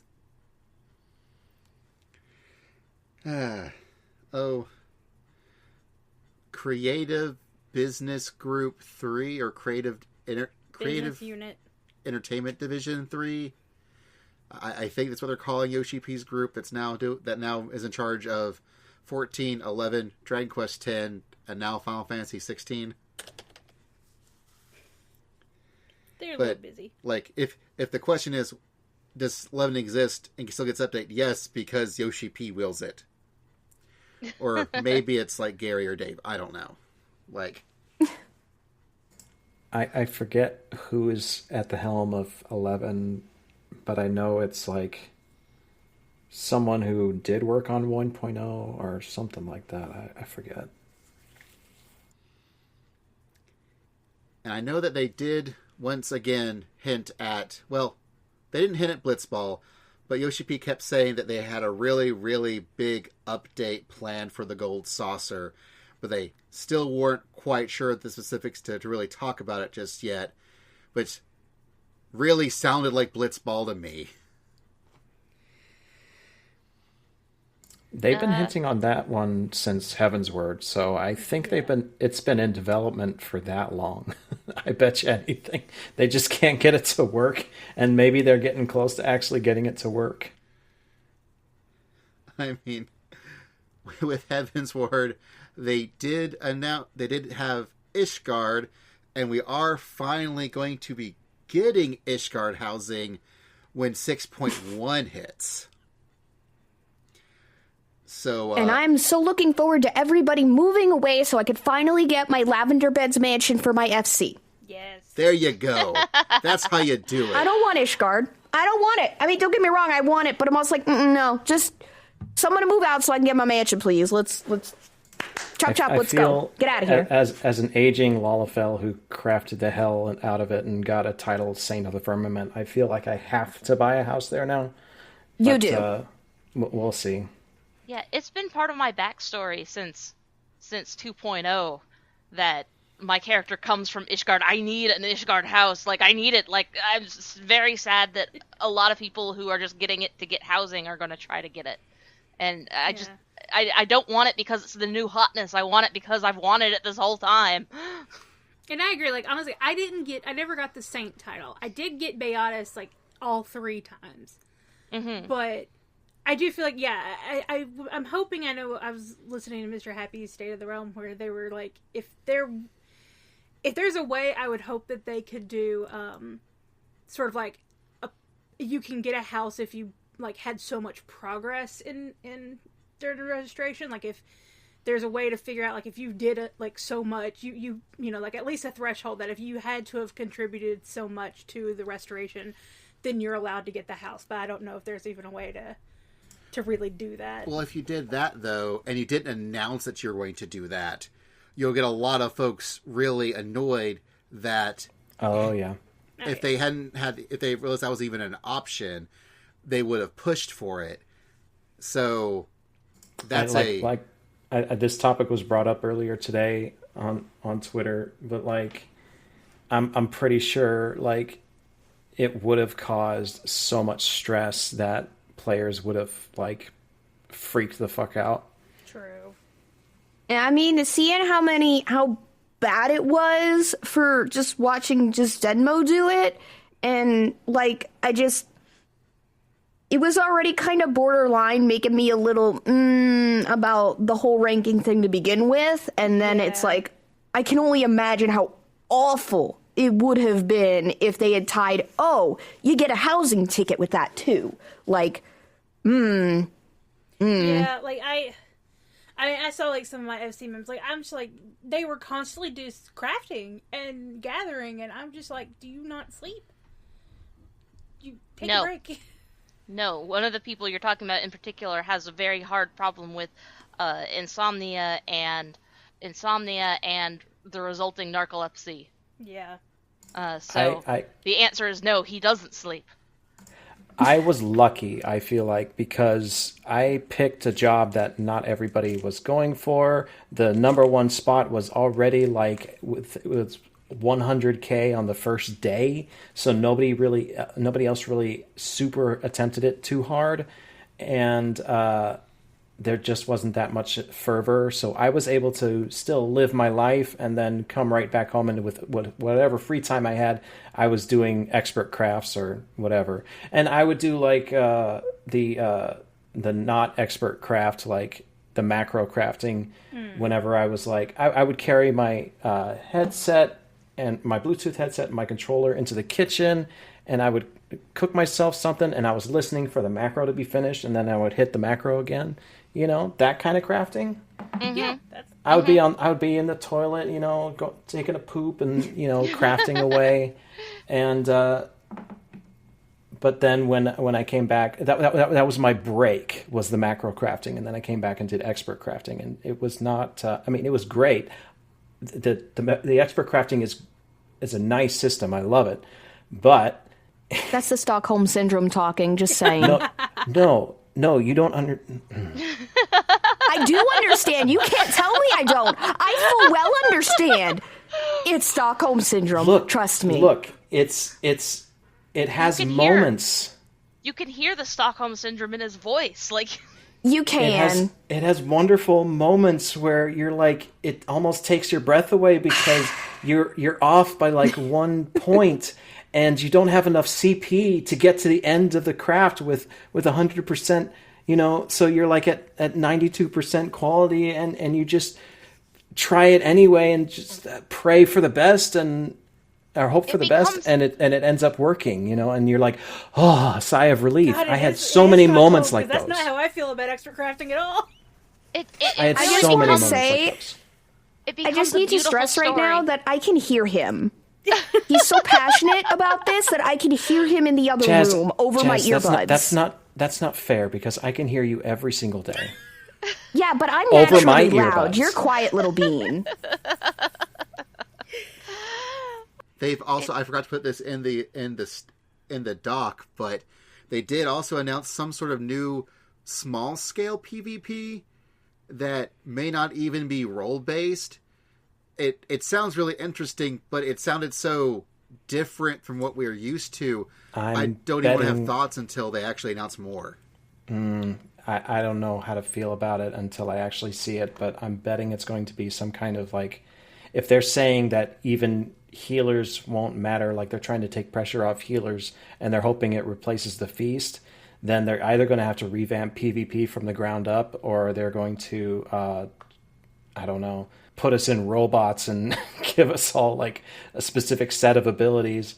But like, I'm betting it's going to be some kind of solo, you're not teamed up with anybody, 1v1, all free for all, capture the flag, some kind of bullshit. I don't know. I'll have to see what it is. I don't know how you can take pressure off healers. That's not how healers function. I just think that you pretty much have to remove. I mean, the pressure has been taken off healers after they added the potion stuff that you can use in there. Like, everybody has their own self heals, and you get 3 stacks of them. But I really haven't been in PvP lately. I didn't realize yeah, that. no, it's great. Like, I've been in groups with no healer, and we still do okay because you can still run away and pop your 3 potions, and you have a 50-50 chance of living. Yeah, but that's still not how healers work. The pressure is still on the healer to be better than your potion.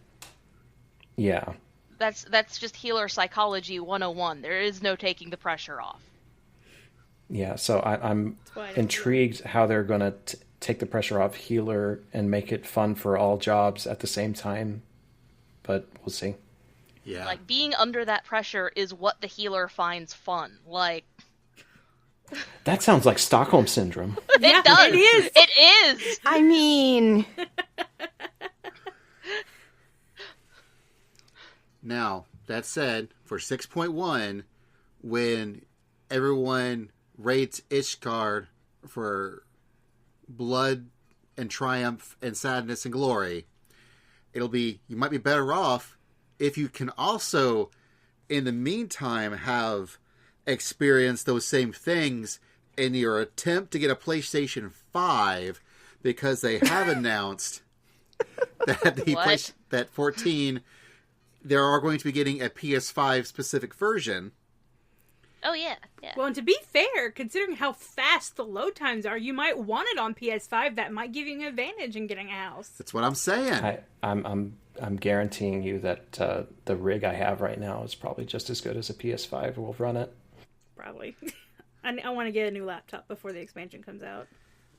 I'm just glad that they're going to be doing the free upgrade this time around. Yes. My only concern is that I don't know if any of you here did the original PS3 to PS4 upgrade, because I did. We did not. And how was that? The actual transfer was fine. My problem with it was that it was limited. They only did it for a certain amount of time. Now, this sounds so like... It sounded like the way they were talking about it, and I think if they were getting, the president of Square Enix to come announce it, although he was not in his Blue Mage outfit this time. It was so sad. That it sounds like this is just a free upgrade where they just, the license for the one is the license for both. Yeah, that's what they did with 3, is basically what would happen is that going from the PS3 to PS4, it basically just replaced your PS3 one with a PS4 version. And if they do happen to do that same thing again, then there's a pretty decent chance they'll probably do it limited again, which I think they did it for like 6 months. You could get it for free, and then after that, you had to just straight up buy it, which that was a little disappointing, but... I don't know, we'll have to see how they're going to do it this time, but just based off of, previous experience, it was like, do it now or not do it at all, basically. I think with the existence, since PlayStation 5 is pretty backwards compatible with PS4, and people already can run 14 in backwards compatibility mode, the PS4 code on PS5, I have a feeling that the whole weird time thing like they did with PS3, I think that's not an issue anymore, because since they'll be running the code on PS5 regardless, I think is why I hope so. They're just making it free, and that'd be the smart thing to do. And by and large, this has been a very smart development team, so I think they'll continue to do this smart thing. Like if they say, "Hey Basil, you saw that awesome Lunar Whale mount, it's 8 people, but it's $60. You're going to buy that?" I'm going to be like, "Yes, please. It has the music? Darn you. Yes, of course I will." What is that whale from anyways? Like, It's from 4. I gathered it was referencing something, but I didn't. Yeah, it's Final Fantasy IV. Yeah, we still need to play through 6, and then afterwards we should play through 4, because I haven't played 4 in a long time, but I remember doing the whale and going to the moon. Yeah, Final Fantasy IV is, well, I played a decent bit of Final Fantasy 1 at a friend's house, But Final Fantasy IV, Final Fantasy II at the time for me, as a little kid, that was my first real Final Fantasy. It was my first real RPG. And for me, I'm pretty positive that was the first time my brain went, oh, so this is what storytelling is. Like, I know for some folks, it's probably Star Wars. Some folks, it's probably like the Marvel movies now or the Lord of the Rings movies, where you experience something and you're not just going from just someone who's watching a thing, but really engaging with it on a level you've never engaged on something before. That, for me, that was Final Fantasy IV. So the fact that the Lunar Whale mount exists and it has the music is so pandering directly to me, it's not funny.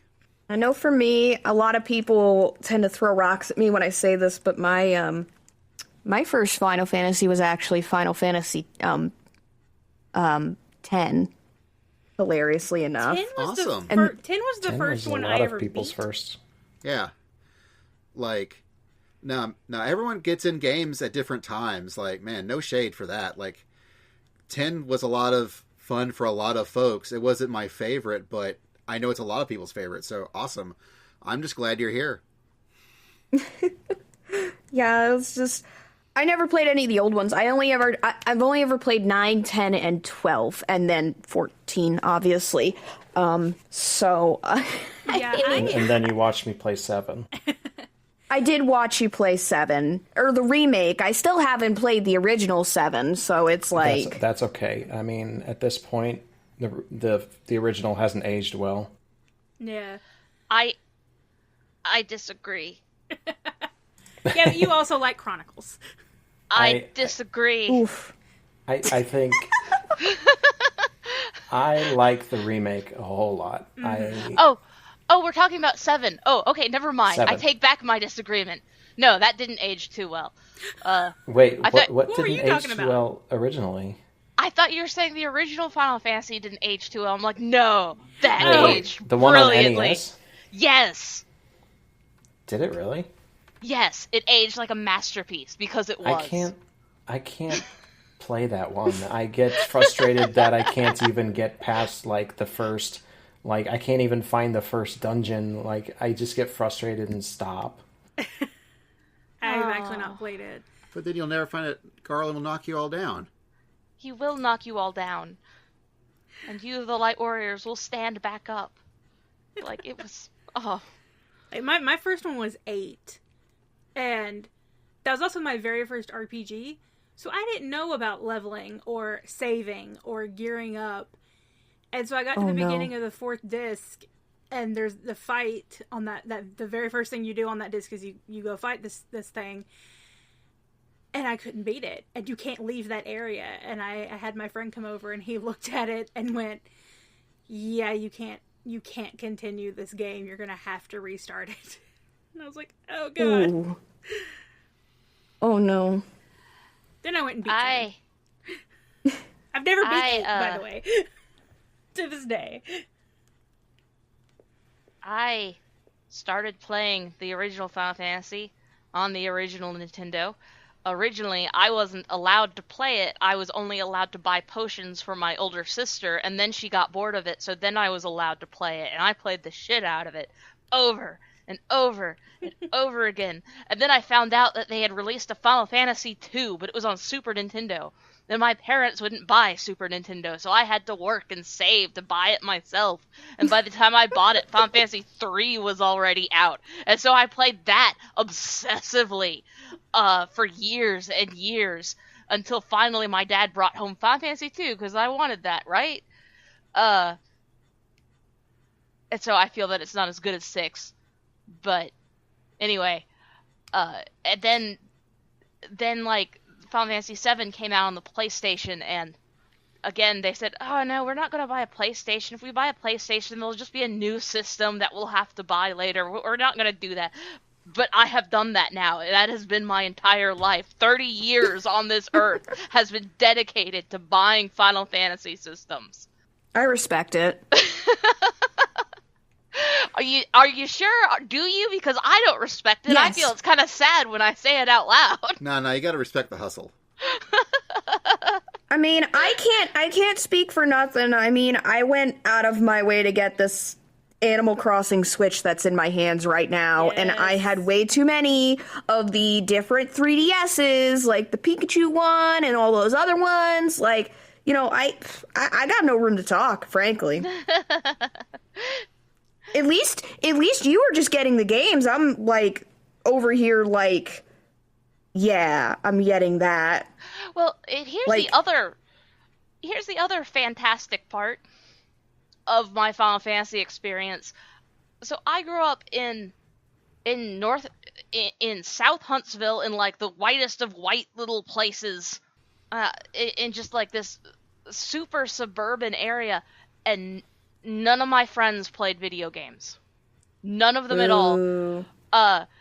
Like, they were the nerds. They would just talk about Star Wars all day long, and they were into the CCG, and that just was not what I was into. So as far as I knew, nobody else had even heard of these Final Fantasy games. Meanwhile, my friends and I, as grew up as kids, you know, instead of playing like cops and robbers and whatnot, you know, in our backyards, we pretended that we were the heroes of light, but also playing Dragon Quest for our make-believe times. But I gotta keep going on to talk about, because Yoshi P wasn't done with the showcase. No, he took a small break to have interviews with media outlets, then came right back to a live letter, because we've got a patch coming up in April 13th, because that's when the PlayStation 5 open beta starts for 14, thanks to the president of Square Enix letting that drop, so that way Yoshi P and Koji P could be really annoyed at somebody on stage. That was a great scene. That was a great moment. It is called Death Unto Dawn. Part 1. Part 1, and we'll get Part 2 at the end of May. And we're going to get a new dungeon. We're going to fight Diamond Weapon. We're going to do more Nier stuff, but it's not the last Nier stuff. I'm guessing that probably Part 2 will have that standalone quest, which they've been doing on the off patches. You know, I was, again, listening to Stay in the Realm, the most recent one, and I think it was Sly made a really a fun joke, and I was like, you know what, that would be really cool. You don't get the true ending of the Nier raid unless you do it in New Game Plus. Oh, God. Oh, God. We actually have a New Game Plus now, too. Uh-huh. Oh. They also talked a lot about the resistance weapons, because I guess it's this one has been, the grind isn't bad, but they don't exactly explain it very well. And so there was a lot of Yoshi going like, no, this is how it works. Okay, y'all calm down. Like, this is how it works. And yes, you got to do these things. You only got to do these things once, and you can do these things, and it's fine. And that was about the time I started falling asleep, because it was like 2 a.m, and it had been a long day. But they also announced things like even more harder expert crafting recipes. So I'm really glad they know about Denmo's dark urges and desires, and they are willing to feed you that. Don't you know about Denmo specifically? What? Wait, I was distracted. What about my dark urges? Crafting urges, the expert crafting. They're going to do really extra hard crafting recipes. Oh, thank God. Okay. No? No? No? Those aren't my dark urges. He's lying. Don't mind him. Well, then this next one also, I think, feeds into some of those. But we are also going to explore mode for level 70 dungeons, and you'll be able to play instruments in them. Nice. And we're getting a new instrument, and I just learned that we're going to be able to change instruments in the middle of ensemble mode, which is a huge game changer, because now I can, like, I don't have to have like 3 other players to play a melody. I can just like, oh, it's another verse, I'll swap to flute. Oh, it's another verse, I'll swap to harp, you know? I don't know how I feel about that. I think it's pretty cool. I mean, I see musicians do that in real life, and so I think that would be Well, you see, that was going to be my exact argument, is that I don't really see musicians doing that much in real life. I do. Like, I have a friend who does that exact thing pretty much. Well, I guess I don't know talented enough people then. Well, I also went to a music school, so... Like, I mean, like, personally, I can play a trumpet and pretty much any other brass instrument, and, you know, I know how to play most of them. I mean, it'd be kind of hard to switch to a trumpet and a tuba, but, like, I've swapped between a French horn and a trumpet before for a concert, so, you know. Well, I played woodwinds, and I cannot imagine switching between a flute and then to a bassoon, which are the two that I played. Like that's a pretty major commitment either way. Like, you can't just put it down and pick up another one. I could switch to a flute to a piccolo pretty easy, but woodwinds are different though. That's a whole you gotta other look at it as can like of worms. You got to look at it as like a one-man band show. You know, he's got drums on his feet, and like he's tooting out of one shoulder, and the other shoulder has a harmonica, and each wrist has like maracas or something like that. But incredibly powerful. No, like, for those who don't know, I have been dabbling in barding quite a bit, and I go to bard forums, and we share songs and techniques and stuff, and we're now like debating. There was a recent conversation we had about this, is like, how fast does the instrument swap out? Will it be a 3-second pause, or will it be instantaneous? Will you be able to play notes while you're swapping an instrument out? Because if you are able to play notes, then that means that there's going to be some crazy motherfucker who's going to strum a chord on a lute, swap to a clarinet, give a toot, and then swap immediately back to the lute and do another chord, and that's how he's going to play the entire song, all by himself. Yeah, there is going to be that guy, isn't there? Like, I wish unless there's a pause in between. I wish I was more involved with, like, the performing stuff, because Basil bought me a USB keyboard a couple Christmases ago when it first came out, and I like want to be able to play on a keyboard for performance, and this was when it was first, like, you know, sort of piano-ish. But I haven't had anywhere to put the keyboard, so I haven't been able to really play with it. So I have not played performance at all, and I want to. Well, one day. You have plenty of time to wait, because you're not going to be doing the Dragon Song War. Bitch, I wouldn't be doing that when it comes out anyway. I've still got to work on the other 3. Until 6.1, because... y'all, they gotta make this expansion. And again, COVID be a jerk like that. Yeah, I know a lot of people are upset the Ultimate is delayed by a lot. But, you know, and honestly, I think the biggest thing is the testing of it. Is they can't get the people in one place to test, and testing individually, like, from, you know, just from home, because I know when the pandemic first started, I know they were saying that the 24-man was really hard to test because Japan just was not equipped, like, internet-wise, to be able to handle working from home. I wonder what the internet-wise is like in Japan now. I'm sure they've found ways to improve it over the year, but... Well, I think it's also specifically, like, the infrastructure they had in the building. Yeah. Because the Square Enix team, for example, WoW and Blizzard, they have test servers that they test things on. Mm-hmm. 14 does all their testing internally. And so... Yeah, so now you can bet there's probably a test server that they connect to now. Mm-hmm. Yeah, but it's probably an internal test server that no one else gets to see. But I think a lot of that changed. But the Ultimates are so finely tuned. The mechanics are so particular, because it's such a song and dance to properly perform them, really, that I'm sure that the checks on these things are just, you know, exacerbating. Mm-hmm.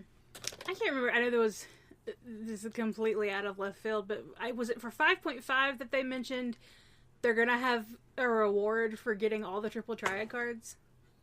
Yes. I'm very excited about that, because I only need, like, 4. Oh, wow. Until they announce more triple triad cards. Well, they always put out new... The most I need right now, some are from Emerald and the Warrior of Light, but the gemstone ones, because I just don't do fates. I need to go do fates. But yeah. That's we got a thing, isn't it? Yeah. It is. So, So I think we're wrapping up here. We've talked about a lot, but so what's like? We'll do a little round robin. What's the thing that you're really, really looking forward to for this new expansion? For me, it's story. I'm really looking forward to the story. Just cannot wait to see just how Xenos unveils his OnlyFans, huh? I want Denmos to just go away.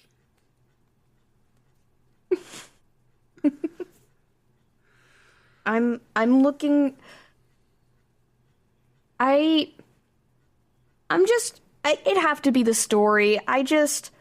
We've been in such a thing with just all of this and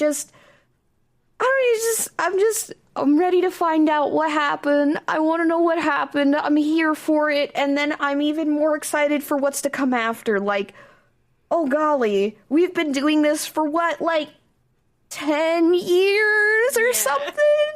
Mm-hmm. The 10-year story is coming to a close, and I cannot. I'm so ready for it. Yeah, I'm mostly for the story, but also world visit. Yay! Yeah. Like a data center visit. Let me just like delete all of these characters, please. Yeah. I think mine would have to be Bunny Boys. Yes. That is what I'm looking forward to most, is bunnies on the moon. Yes. What about you, Basil? Just like the moon itself. Can I be a moon on the moon? A moon on the moon. I could be Sailor Moon on the moon. That is true. Oh my gosh. I have that cosplay already Yes. in the game. I mean, it's... And a transformation yeah, macro. y'all don't realize that Anna has a full-on macro transformation sequence with effects and everything. Like, it's actually kind of fun to watch. But, I mean, I think story, sure. I am really curious to see what level 90 brings to us. I've always enjoyed the weird keyboard smash orchestra that the active summoner playing entails. And it's never good at the beginning, but it's always pretty fun by the time they're done with it. So, while I'm not looking forward to playing it at first, I am looking forward to it by like the second major patch when they fix everything. Yeah. That's making me think of Astrologian just a little bit. Yeah. Oh, that was a hoot. I love Astro. It's going to be interesting to see how all the healing changes. Yeah, I am curious because I think they finally figured out how to work their balance magic with healers, where now we can have 2 quote-unquote pure healers and 2 quote-unquote barrier healers. And I'm really curious to see how that changes Astro and really how Scholar compares to Sage. And the fact that I could have a magic character with fin funnels. I mean, new lifts. But they're fin funnels. And I'm down with that. Ever since I got to watch Zabi roll around in Char's counterattack, I've always had a thing for the fin funnel. So I'm really excited that there is an actual class that has them as a thing that you can run around and blast with and apparently heal with. Okay, I'm down. At the moment, like, I'm pretty happy with the job selection, so the new jobs is just going to be icing on the cake for me, I guess. Yeah. It's not really a major thing. They could announce no new jobs and I'd be okay with it. As a weird person that is in competition with a couple other people to see who can level everything max, it's going to be fun. I still feel that that at the end of Heaven's Word, White Mage and Black Mage were basically perfect. So every expansion since then, I sort of worry about how they're going to retool them to be less perfect. But we'll see what happens. As long as I can cast Holy and who casts? Well, no. They need to give me both Meteor and Ultima, is what they need to do. Well, they did give Blue Mage Chocobo Meteor. They need to give me Meteor. Isn't it your limit break? Yeah, it's your limit break. That doesn't count. Really? That doesn't count. Wow. I didn't know Blue Mage had a limit break. No, Blue Mage doesn't have a limit break. In Black Mage, their limit break's Meteor, but yeah, no, Blue Mage we got Chocobo Meteor from Red Chocobos and Gervania. Oh man, what if they bring Blue Mage limit breaks to the new expansion? Maybe that's a new announcement. Maybe we just accidentally came up with a scoop we didn't even know we scooped on. I would like for Blue Mage to get a limit break. Where everyone's LSA. They're all fighting to see which Blue Mage gets it first. Yep. All right, folks. This has been the Carbuncle Chronicle. Thank you, everyone, for listening. But thank you so much to Jazzy and Denmo for joining us on this conversation. It was super fun. Yes, thank you so much. Woo! Yeah. All right, so, Jazzy, where can we find you on the internets? Oh, you can find me, my handle everywhere is Jazzy_please, PLZ. It's Twitter, Twitch, Facebook, Instagram, TikTok. Gosh, I'm on everything now because stuff, but mostly on Twitch. That's where my streams are, so if you're feeling up to it, come hang out. Can say in personal appearance, it's a great time. You definitely should. Denmo, where can we find you? Just at McStronghuge on Twitter is where I'm at usually, and you can find everything else from there. Awesome. So, for me, you can find me on Twitter at It's Basil Time. Anna's at Angel Darkfire, but the middle A is silent. You can find Doug on Redbubble and buy his amazing Black Mage t-shirt at redbubble.com/umitsu. And you can find the Awesome Cast, which is the home of the Carbuncle Chronicle, at awesomecast.com. We do also post episode updates on Twitter and Facebook, both at Awesomecast. Our theme song was originally created by DJ Nabito, although re-edited and recreated in a more Final Fantasy-esque way by Anna. We also have a Patreon I always forget to talk about, but we have one. Please help us pay for server costs. We also have an Awesomecast Discord that you can totally join and talk with us about all things Final Fantasy XIV and more. And until next time, we're out.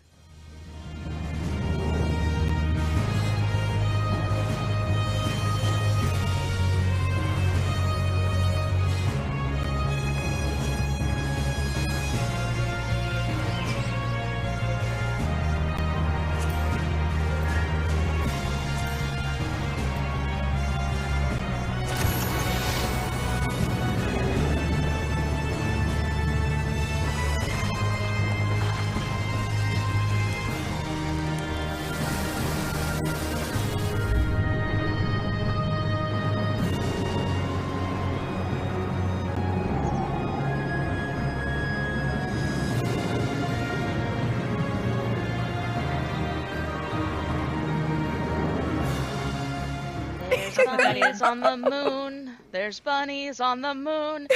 Damn well, Square, you better give me bunnies. There's bunnies on the moon. Naming Ways a bunny. That's right.